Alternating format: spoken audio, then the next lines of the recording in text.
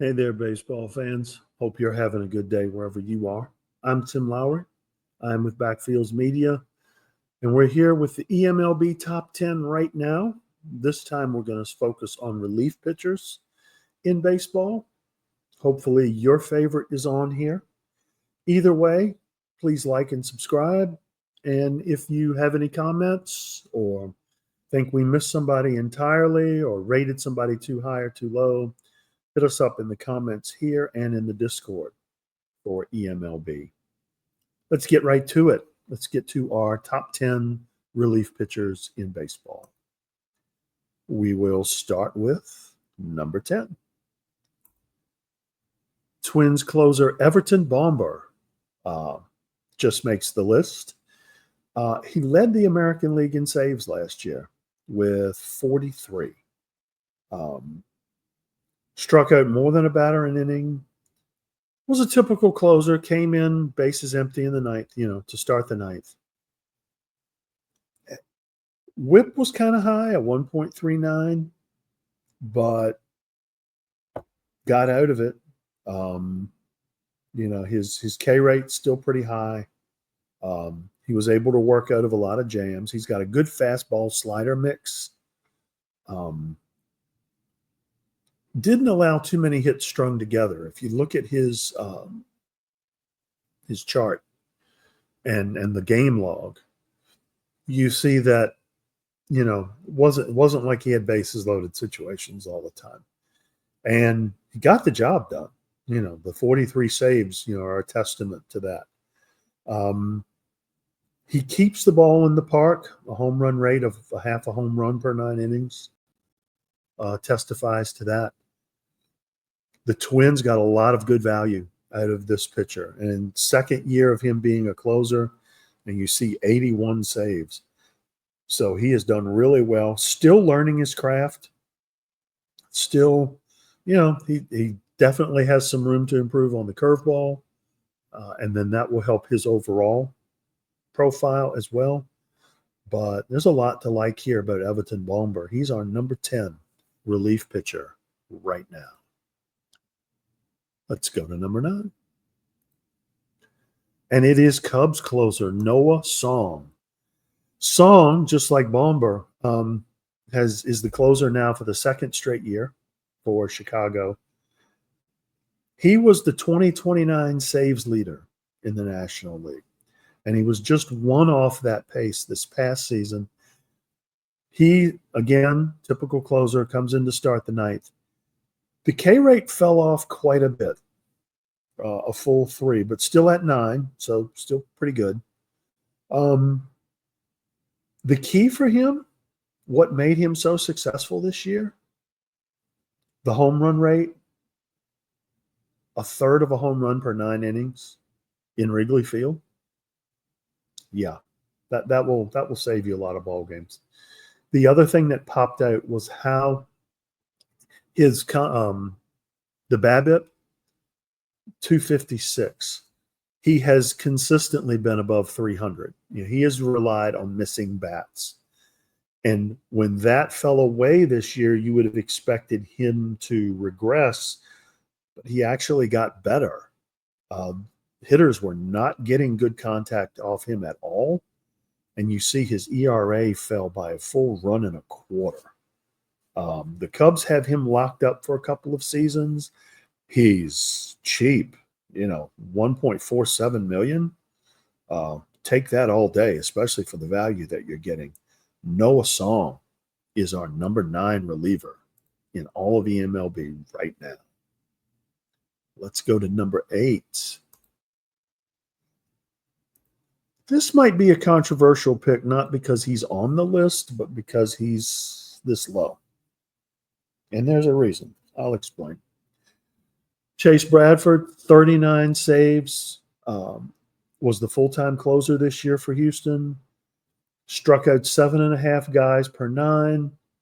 Kept the ball in the ballpark. Dropped his walk rate a little bit. Just like Noah Song, the key was for him is that there was not a lot of good contact. Basically, hitters were having to hit Bradford's pitch. He's got a good pitch mix, The slider is approaching elite, and the splitter is right behind. And he's using it to good effect. And he has a decent amount of control. And that looks like that is going to get a lot better as he continues to mature. And the key thing for him is to just keep doing it. The only reason he's this low, he's 21. And this is his first year of doing this. Now, he is a CCP that was built to be a relief pitcher. So this isn't the kind of thing where, he's going to be converted into a starter at some point. Well, who knows? Extreme could possibly comment on that, but he really locks it down. And Houston has a really good pitcher here. He was part of an 8-player deal that the Marlins and Astros did just before spring training last year.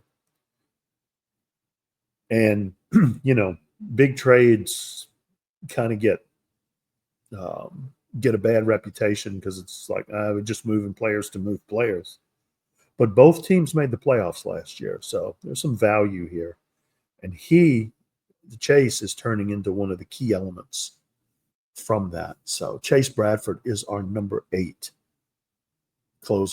reliever in all of baseball right now.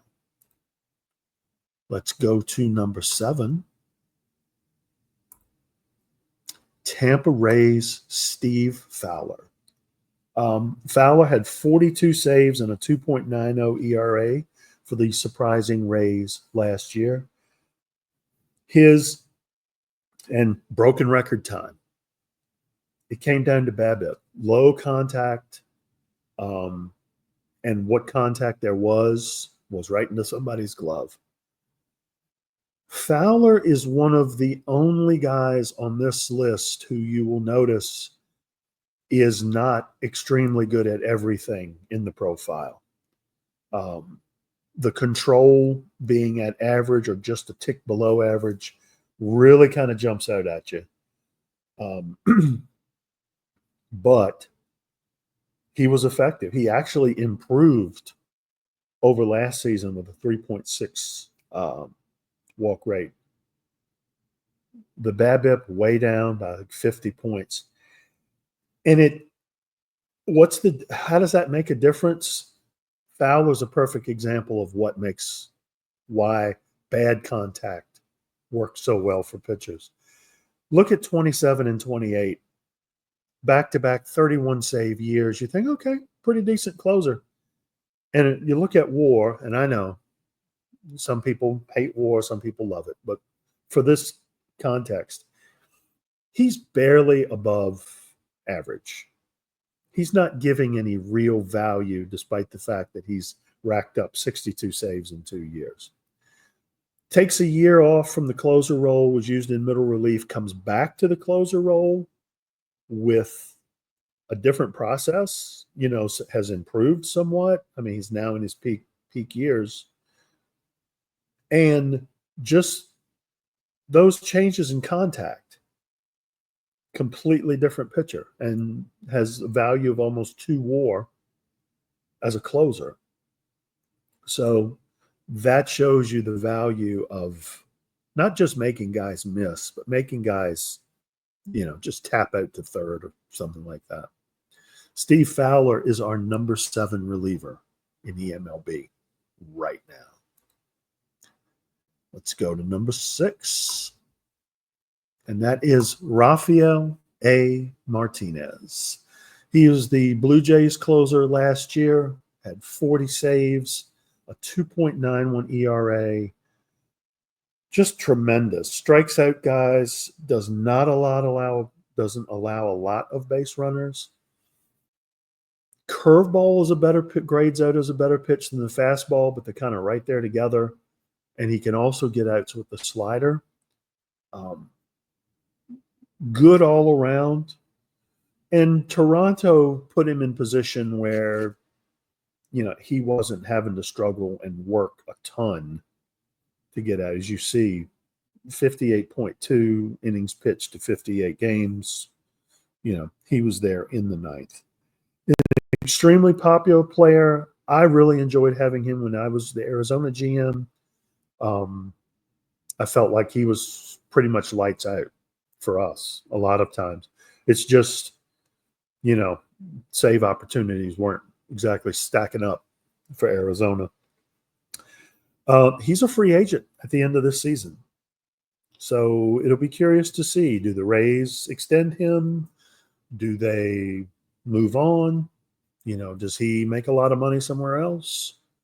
A lot of things. This is a really good relief pitcher. He's our number 6 in eMLB right now. It's Rafael Martinez with the Blue Jays.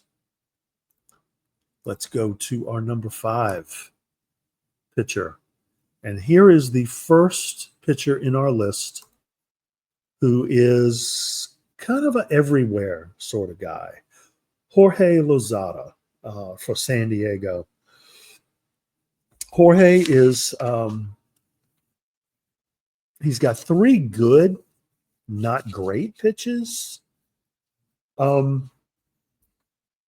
But he's got the ability to, and I know the personality rating says nothing stands out about him, but Steve really maximized the value that he was able to get out of this guy.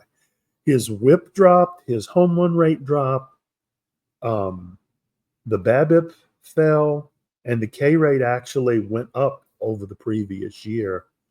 It's kind of like a perfect storm of stat rates changing to show you just kind of how he improved. He's got the ability to be a starter, but he's working really well in the bullpen, kind of a Steve Parkerson, Bob McClure type. And one of the reasons why San Diego was able to get into the playoffs again this past year. The one thing that really stood out to me in this profile, if you look at the games, if you look at the innings pitched, he only pitched 2 more innings than he did the year before, but gave up 24 fewer runs and 23 fewer hits. It must have been looking at tape or something, because Jorge figured it out last year. And at 31, the mentality starts to kick in, and they start to, they kind of learn what they're doing. And Jorge is an example of that. Be fascinated to see what he does in 2031. Right now, he is our number 5 pitcher in all of eMLB for relievers. Let's go to number 4. Number 4 is another favorite of mine for some obvious reasons. Rob Rasmussen, Angels closer,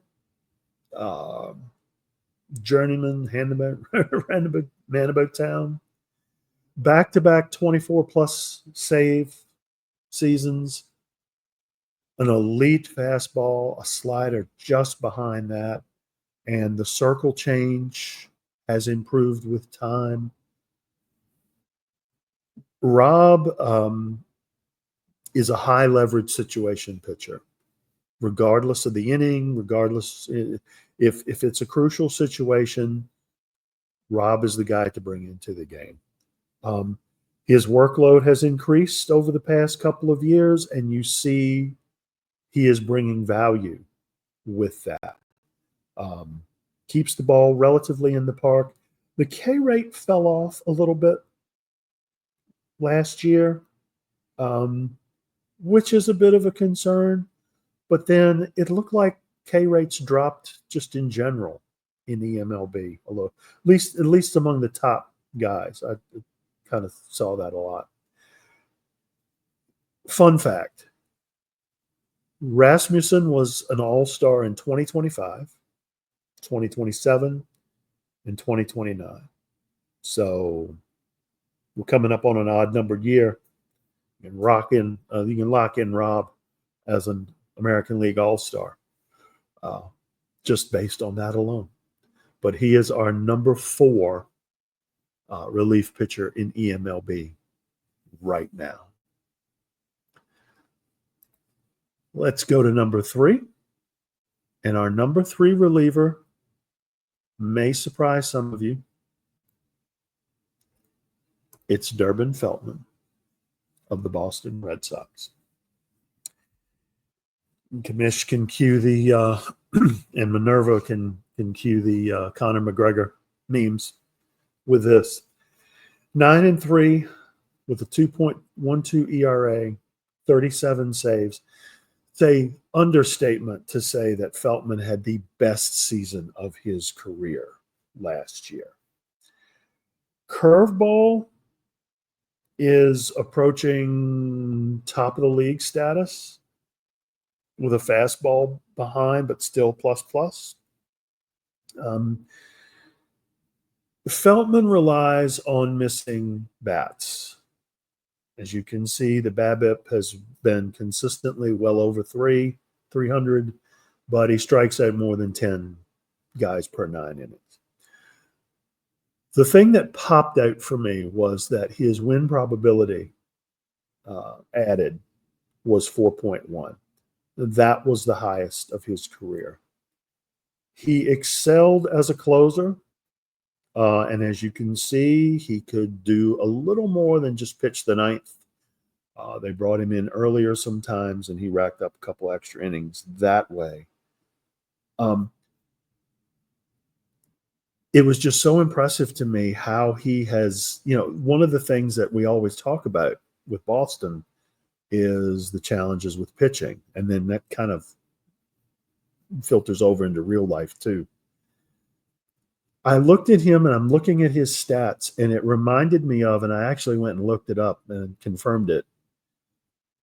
It's almost like he's Jonathan Papelbon from the late 2000s, like 2008, 2009. He's that kind of results. And if that's what Boston can expect, this is one of the reasons Boston was such a surprise last year and gives them the opportunity to just improve with that. They have him for a couple more years, so this is their window. Durbin Feltman is the number 3 relief pitcher in baseball right now. Now, let's go to number 2. This might be a little controversial, but only because he's not number 1. And that's Andrew James.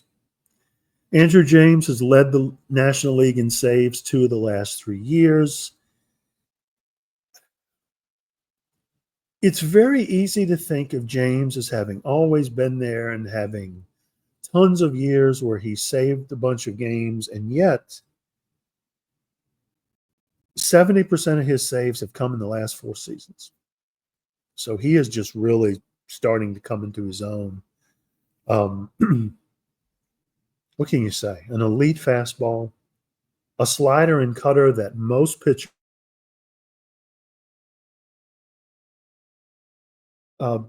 the significant thing here, the home run rate dropped to its lowest in his career, kept the walk rate low, strikeout rate high,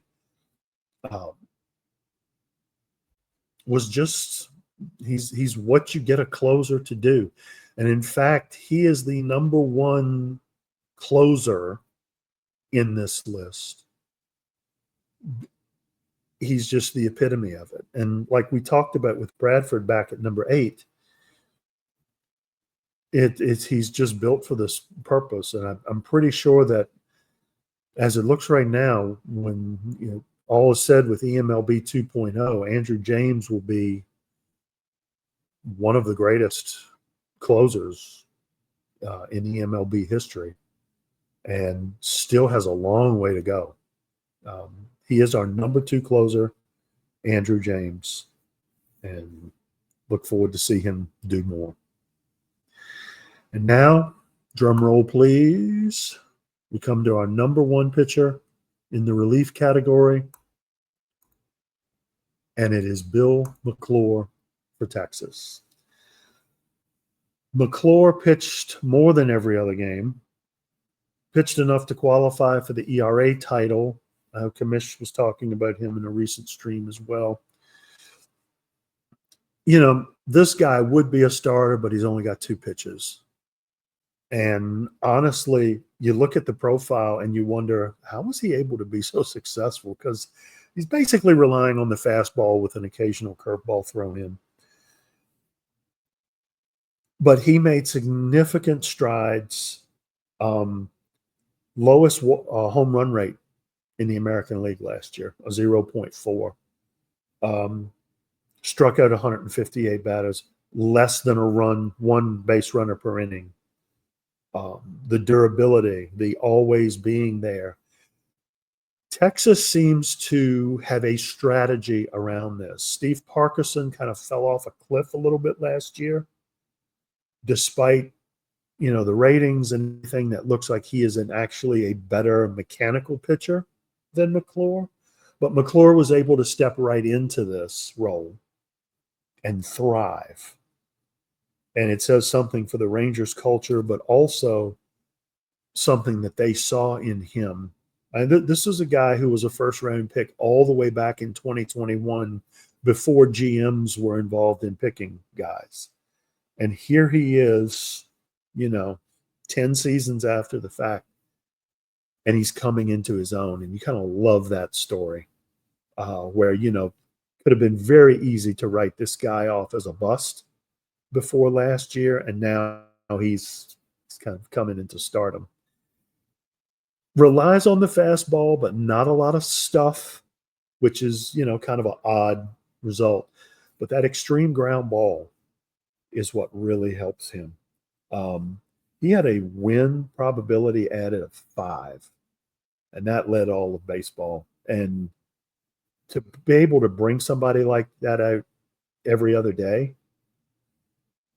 takes a lot of, Jamie doesn't have to answer a lot of questions when it comes to late in the game. He can be used wherever. The 11 wins, 12 saves. Bill McClure is our number 1 relief pitcher in eMLB right now. All right. Look, I know that probably didn't match your top 10. Tell us what you think in the comments below. Hit it up on Discord in the Backfields Media channel. Pass your opinion. That's what makes this league so great. The starting pitcher conversation was phenomenal. We all have our favorites and guys we don't like. But, did we miss somebody? Is there somebody who is completely overrated? Like and subscribe here. On Twitch is where you will find the most live content for the eMLB universe. Hit us up on twitch.tv, FKN Commish LB, Tuesday and Thursday nights, 7 o'clock Eastern for Game of the Night. And of course, right now we're in the 2031 off season. There's a lot of cool stuff going on. We have a live winter meetings that is just phenomenal. It was a blast this year. The draft is probably one of the best produced things I've ever seen in baseball, period. And that counts MLB Network. It's one of the best. A lot of the videos for what I'm talking about are on the official eMLB Universe channel. That's here and that's also in the comment and in the description. Give them a subscribe, and you've got days worth of content there that you will love. So until the next time, when we start out with hitters in our next top 10 list, I'm Tim Lowry for Backfields Media. Hoping you have a good rest of your day. We'll see you then.